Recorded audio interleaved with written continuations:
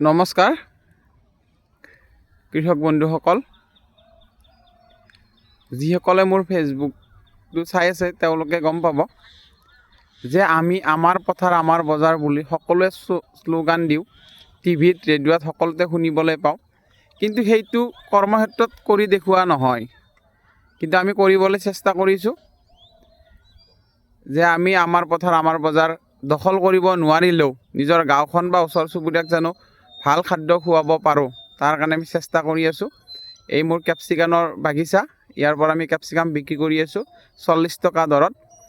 আৰু কেনেকৈ কৰিছোঁ কি কৰিছোঁ সেইটো মই নেক্সট ভিডিঅ' বনাই দেখুৱাম। অকল মই কেপচিকামে কৰা নাই, ইয়াৰ পিছত মই এই ভোট জলকীয়া লগাইছোঁ, তাৰপিছত ষ্ট্ৰবেৰী লগাইছোঁ, ব্ৰকলি লগাইছোঁ। ষ্ট্ৰবেৰী লাগিব ধৰিছে, আপোনালোকে দেখিব এইবিলাক ষ্ট্ৰবেৰী লাগিব ধৰিছে, এই সুন্দৰভাৱে লাগিছে, ডাঙৰো হৈছে। আৰু এটা কথা ক'বলৈ বেয়া লাগে যে প্ৰধানমন্ত্ৰী ফচল বীমা যোজনাৰ আজি 2 দিন আগত পইচাবিলাক সোমাইছে। এই ব্ৰকলি কাটিছোঁ, কিছুমান ব্ৰকলি আছে, কিন্তু সেই পইচাটো খেতিয়কক প্ৰধানমন্ত্ৰী সন্মান জনাই দিছিলে যে ইয়াৰ পৰা বীজ বা কিবা ক্ৰয় কৰিব বা খেতিৰ কামত ব্যৱহাৰ কৰিব। বহুতসকলক দেখিছোঁ যে সেই পইচাটো তাত খৰচ নকৰি অন্য ঠাইত খৰচ কৰে বা সেইটো পইচাৰে মাছ মাংস খায়, আৰু সেইটো কৰিব নালাগিছিলে।